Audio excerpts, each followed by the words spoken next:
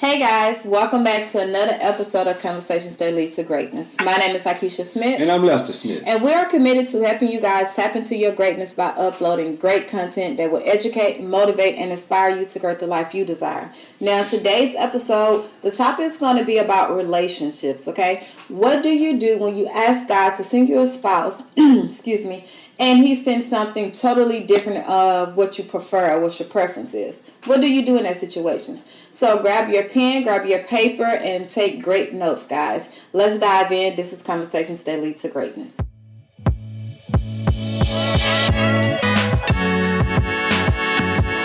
So we're talking about what to do when you pray and ask God for your spouse, and He send you somebody different, or the people that's coming, that you are attracting is different than what you prefer. Okay? So let's start. What will you do? Because I know, speaking from experience, if you have watched any of our episodes, we was opposites, okay? And the saying, opposites attract. I firmly believe that, because a lot of times, like my preference when I prayed that prayer, like, God, send me my husband, like, I'm ready, I'm done, tired. When I prayed that prayer, the person that he sent me was not my preference at that time. And one thing God showed me was, I'm looking at the end of you. I'm not looking at who you are now. I'm looking at the wife that I created you to be, and I'm sending you that husband. So a lot of times we get so caught up in our preference now, thinking who we are now is going to be who we are when we get married, or who we are when God sends us our spouse. Totally opposite. It's not that, okay? God look at who he created you to be for that moment where he's going to send your spouse. Not who you are now, because you still got growing to do. Okay. And you're still single, so you still have that single mindset. You still have that single girl life, and you're still single.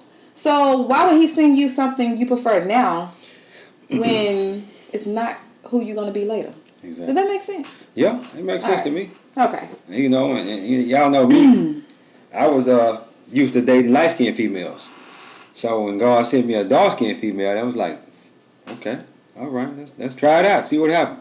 I was open to the whole situation. You was open. Yeah. And I'm glad you made that point. Yeah. Because when you pray that prayer, you have to be open. You can't be closed-minded in your prayer. Be like, God, you know how they always say, be specific with your prayers. A lot of times we feel we are specific where we want him to look this. Like, we look at the outer appearance, how we supposed to be sexually attracted, or the outward appearance, not even looking into the inside. Yeah. Do they love God? Do they commit to God? Do they submit to God? Like, what is their relationship with God? Because now, where I'm at now, I don't care what you look like. Long as your insides is like, long as you love God, you love your mama, you submit to God, we're going to be good. Well, you ain't looking for nobody. Well, I'm just saying. If you was looking for somebody. If I was looking for someone, where I'm at now, because it all comes with growth. And you have to realize that, everybody ain't. Well, I'm a little opposite from that though. Okay. And the reason I say that is because I'm not gonna just accept no anything. I'm not saying that. You know what I'm saying? I knew you was gonna say that. I got to be physically attracted to you, as well as mentally, physically, and emotionally. I got to be attracted to you in order for me to be right. That's just me though. Okay. You know what I'm saying? And yeah. If I'm not there, I don't think it's gonna. And work. This is the thing. And I just keep looking. God know what you like. God knows what God knows us. Okay, so He know what to send you. The whole point in when you pray that prayer is like trusting God to know you better than you. Trusting God that whoever He send, because 9 times out of 10 when He send that person, we don't know. Like, we didn't know what this was. But see, you prayed for that. I didn't though. So okay. Yeah, you prayed for her. I didn't pray for her wife. So, you know what I'm saying? That's something that happened through the years and whatnot. Yeah. And, most like I told and said in the previous episode, most men ain't praying for no wife.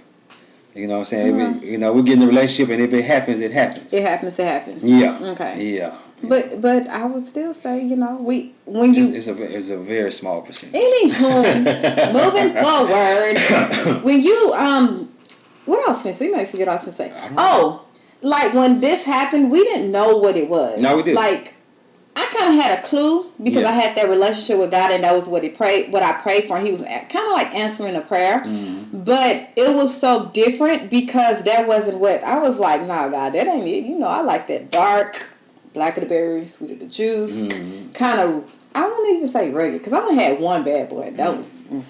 But I guess at that time I didn't know what I wanted. Okay. And I just knew the appearance basically. Okay. I didn't even pray to God and ask about him have a relationship with you, to treat me nice, to know how to control his anger, or to know how to express himself emotionally. Like I didn't look at all that. It's probably best you didn't do that because we wouldn't be together.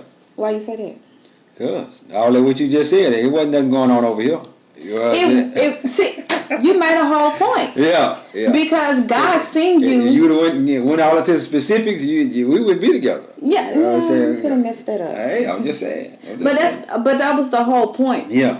God seen you who He know God seen you who He know you need for where He's taking you. Okay. If that makes sense. Yeah. A lot of times our preference of when we pray that prayer is we're looking at who we are now, not knowing that we change, we evolve, we grow. We're supposed to. We grow. The certain things we like now we might not like later on down.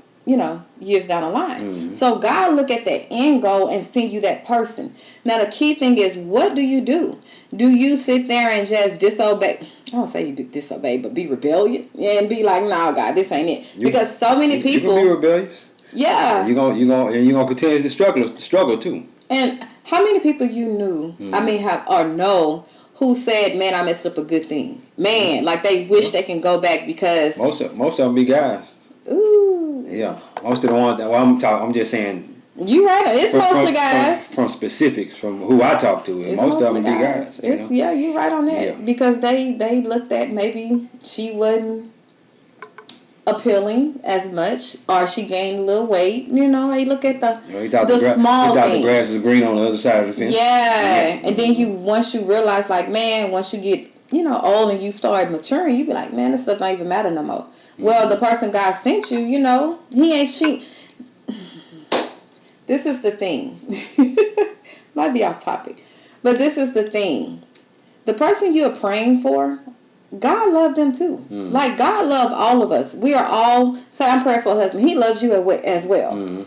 He's not going to send you to me if I'm not ready. Because He loves you. He don't want me to tear you down. He don't want me to, demean you and do all these hateful things for you. So you can have to, you have to go on a journey to heal for the next person. So a lot of times, if we are praying this prayer and God is not sending us like any signs of direction or, opening that door up, maybe it's because we still got some healing to do. We still got some evolving. Get yourself together. Yeah, like you have to become. I always said this like in another episode. You have to become a wife or a husband before it's actually committed, like signed on a dotted line. You have to become a wife. Well, you have to do that before you even get in a relationship. Before you even look for that person. Okay. You understand that? I see where you're going. Okay, check it out. Now, Rick, let me say this: what I'm saying, what I just said, how I said what I'm saying. You like that? I just be flowing and going. I hate it. But continue. But anyway, if you're, let's say you're a husband, or you're a man and you're looking for a wife. Well, I'm not saying you can't find love in the club, but you don't need to be down in the club. I'm talking about if you're looking for a woman that is godly, that you can a homebody that you can look to build a family with, this and that. You don't need to be down at the club searching for a woman. You need to be at church or no, don't no church. You can find them at church. You can find women at church. Let me tell you something. If you're a God-fearing man, why wouldn't you want a God-fearing woman? So go find your woman at church, or else. I'm not saying that's the only place to find a woman. Okay, tell some of your closest friends that you're looking for a woman, and have them hook you up on a blind date or something. Let me tell you something. Let me tell you another thing. Asking you will receive, seeking will find, knocking the door will be open unto you. If you keep asking, and keep asking, it's gonna come to you. You understand what I'm saying? And just keep asking. You could be at the grocery store, just somebody in line, and you see a lady behind you, and you see she got a wedding ring on. Say, hey, ma'am, I see you got a wedding ring on, but I'm looking for a wife. You understand me? And do you have anybody that you would know that that you could hook me up with? You know what I'm saying? She might say, yeah, I think I might have somebody. You know what I'm saying? Well, here go my number. Give it to her and see what happens. Something like that. A little bit of anything. But you see, this is the crazy thing. Yeah. Men don't. You just said men don't. They, if it happened, it happened. Y'all just not got there looking for a wife or praying for a wife. But let me say this: I wasn't just. I was saying man, but I was also speaking to women too. It wasn't just directed at men. That was also directed at women too. You can do the exact same thing. What I just told you. Exact same thing. Yeah. Yeah. Yeah, that's you can. I don't know about that one. You might not want to, but you can. Because if you keep seeking, what's going to happen? You keep asking, what's going to happen? I'm trying to tell you. Well, to me, I look at that different from a man to a woman because those two different roles. Okay. And we supposed to get found. We ain't supposed to do the finding. Well, we supposed to. Let me finish. Okay. We supposed to cultivate and develop ourselves. Yeah. Get ourselves who God is calling us to be for our helpmate. Work on that for ourselves, and as God work on y'all finding y'all wife, because I think the reason why God made it like that, like the man find a wife, is because he have to make you a leader first. Like a lot of times men think they're men, or claiming this, to be a man, and think just because they are macho, I'm a man. No, you have to be a leader. You have to have a vision. You have to know how to lead your wife. You have to know how to submit to your wife.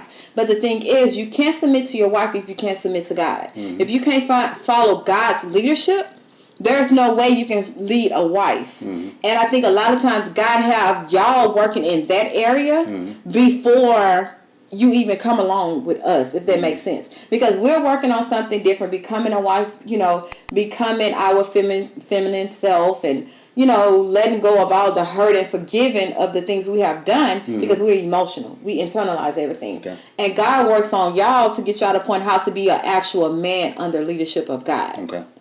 Is that making sense? So, it's a lot of times, especially in today's society, you have women that's going and finding a man and snatching him up. I want you. You're going to marry me. Well, I'm not necessarily talking to them per se, but how is the man going to know you're available? You working on yourself. That's what I'm saying. You working on yourself.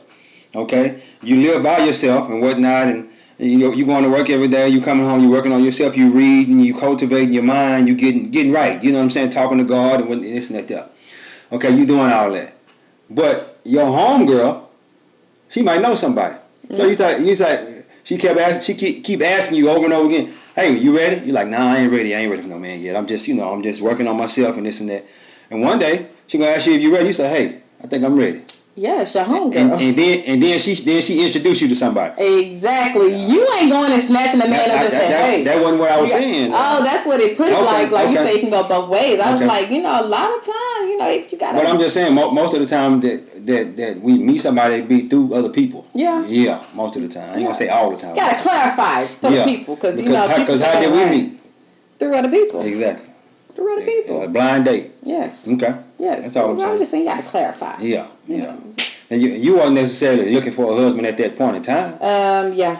I want to say a husband. I was looking for someone that can hold my heart and be delicate with it, basically. Hold my heart and be delicate with it. Yeah, someone that wouldn't cheat on me. Someone wouldn't lie, and all the stuff we go through. Someone that was just all true and honest. We go through. Okay. All right. As people, men go through it too. Someone that's honest, but honestly, I knew I was ready for a long-term relationship, because I always been in long-term relationships. But that's what I was ready. I thought I was ready. Okay. Little did I know to become a wife this is totally different. But that's why I say it's a journey. Yeah. It's a journey. Yeah, you thought you was ready, but you wasn't ready. You wasn't ready either. You wasn't ready. No, we wasn't ready. No. So, but we made it work though. Yes, and we grew into the people that we needed to be. Yes, and that's the thing. When you say, for instance, God do send you someone and you have a clue or idea, or He speaks to you and say, hey, or what I'm saying. A lot of times when we think God speaks to us, it's going to be like, my child, this is your husband, marry him. It ain't God's will. Listen. Yeah. It's like this little feeling in your heart or feeling like a thought come across or something within yourself. You know, like, whoa, he might be the one, or whoa, she might be the one. Let me just try this out. So a lot of times when you have like that little clue or something, it's not for, even though if they have like not attractive or not your preference, or you know, they might have something small that gets on your nerve, but everything else God, you know, have and reveal to you, you like. Mm-hmm. Don't let the small foxes ruin the vine. Like that's what it say in the Bible. Yeah. Like, don't let this little small issue ruin a blessing that God is trying to bless you with. Because most of the time, those small things can be fixed with growth. It can be fixed. And if it's physical, like I was overweight, it can fix that. We can just go work out. It can be fixed. What if he just is like, no, I don't date that. She too big. I don't date no dark black. What is that? Yeah. Like, big black woman. Yeah. Mm-hmm. Like, what if he said that? Yeah. And he just cut it off at the door. Mm-hmm. We wouldn't be where we at now. Yeah. And you would be so miserable and in regret. How you know that? Because I'm the good thing. Okay. The good thing. But you know, the thing about it is also, don't try to force a relationship. Okay. Yeah. And sometimes you'll be asking God, you know, to send you somebody, and the person that you think he sent you wasn't the person you think he. I mean, the person that you think he sent you wasn't the person that it's supposed to be. So, son. So, so let me tell you what I mean when I say that. You think the person that he sent you, God, is this the one, and this and that, but throughout the conversation that you're having with this man, you know, you see clearly that's not the one. But he cute, you know what I'm saying? He cute and this and that, and you like, you know, I put up with a few things because he's cute, and you know, I think I might can do something with him, this and that. But then he started putting you through hell because that wasn't who God sent you. You forced it. You forced that. You forced that relationship, and you end up marrying him, and you still going through hell. Hey, that's why a lot of marriages end up in divorce, because it was a forced relationship. You forcing. You basically forcing it. My grandma always told me, get the woman that wants you. Don't get the woman you want. Made a lot of sense. Made a lot of sense. I recommend that for women too. Just saying. Get the woman that wants you.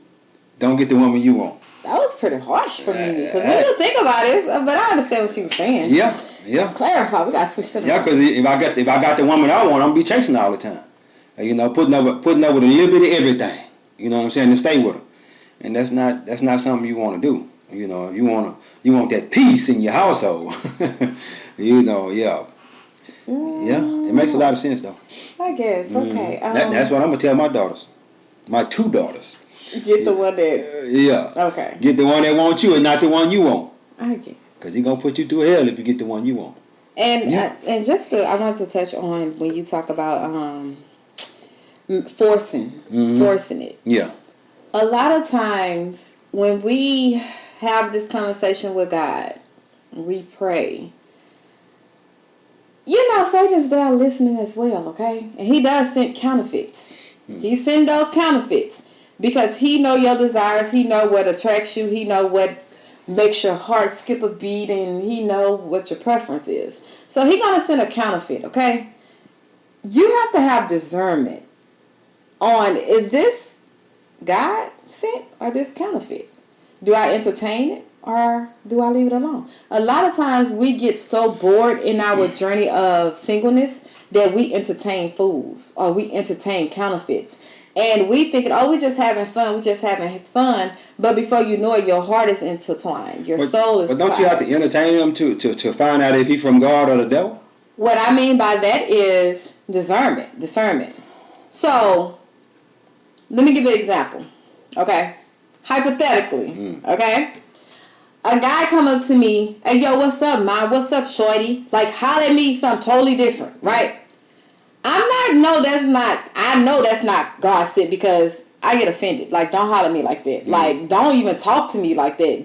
What even gave you the small sense of confidence or the okay for you to think you can holler at me like that. So, wait, let me finish. So for me, because I'm bored, I can know discernment. No, God know what I like. God know how I expect a man to come at me. So no, that ain't it.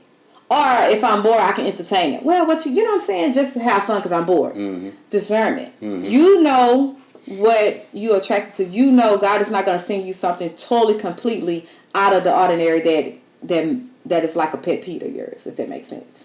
Well, I don't necessarily think that's true. What you mean? Let's have this debate. Come on. I don't necessarily think that's true because the person that came up to you and hollered at you like that, he might need you to tell him, hey, that ain't how you talk to a woman or whatnot, and he might change his whole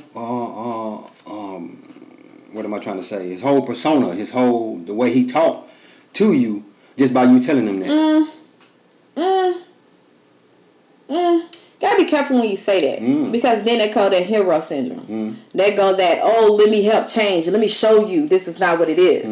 You have to kind of be careful when you play with that because you know we grown. This ain't your first time hollering. I'm quite sure other women have told you the same thing. Obviously, you're used to that type of person who answered to that kind of greeting. I'm not that person. Okay. And I'm not to even teach you that because if you are still a man and you are still using that type of greeting, you obviously ain't ready. Yeah. Or you looking for a particular type. Let's be honest. You ain't looking for no wife? No, you got some wives because there's all kind of wives and husbands. You got hood wives, you got hood husbands. Let's keep it real. And they're very faithful and honest. You have the bride or dies and I go see you in jail and you doing 10, 15 years, but I'm staying loyal. That's what we looking for, huh? Exactly. Okay. That's not me. Okay. So why would I teach you something you're not looking for that type of person who will, I got you. That's like a hero. Like, I'm not going to rescue you. For what? Captain Sable. Yeah. For what? That's not my job. Okay. All right. Yeah. I'll let you have that one. Anything else? This time. No, it's just, I'm acting locked and loaded, baby. You locked and loaded? Locked and loaded. Okay. So, yeah, guys, I always said something that was very insightful. We just wanted to have a little, dialogue or chit chat about, when you ask God for this thing, you got to have this thing. I mean, your this spouse. Person, this, yeah. This whole marriage, relationship, long term, whatever you want to call it. When you ask God, say, "Hey, I'm ready. I'm tired. I'm not for these streets. Bring me my significant other. I'm ready to build a life." Just know you got to have discernment. Okay. You have to discernment. You said it right the first time. Discernment. Okay.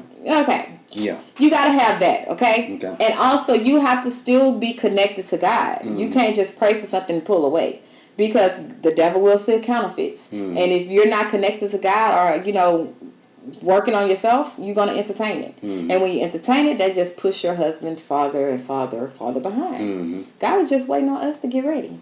Yeah. Waiting on us to get in a position where he need us to be so he can send our significant other to elevate our life.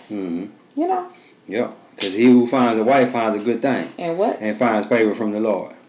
Y'all both gonna get that favor. That favor, big favor. Big one. Yeah. Big one. Your prayers get answered, okay? A lot quicker. Exactly. Exactly. I'm just saying. I'm glad you know that. Yeah. Well, I'm just out here doing the best I can do. Yeah, that's all I need you to do, Poppy. Yeah. The best. But yeah, guys, as we close out, please be sure to subscribe to our YouTube channel if you've been liking the content and you've been visiting us, from time to time, but haven't pushed that subscription button. Go ahead and subscribe. Stop, shacking up with us. Go ahead and date us. You know what I'm saying? Just date. No, you don't date, marry. We need you to marry. Yeah. Come on, marry. Right. You press that subscription, but you marry. And get the benefit. They dating us now. Yeah. You like that? I said that wrong. Yeah, you did. They dating us now. I don't need you. I don't need you dating me. Come on, marry me. Come on and marry so you can get the benefits of, changing your mindset, elevating your life. And you press that notification bell. You won't miss a video. No. You're going to get that ding every time what video come up. Every time we upload any new content. So, guys, if that's it. God is good. Life is good. When we live good, we feel good. We live a life for abundance. Peace.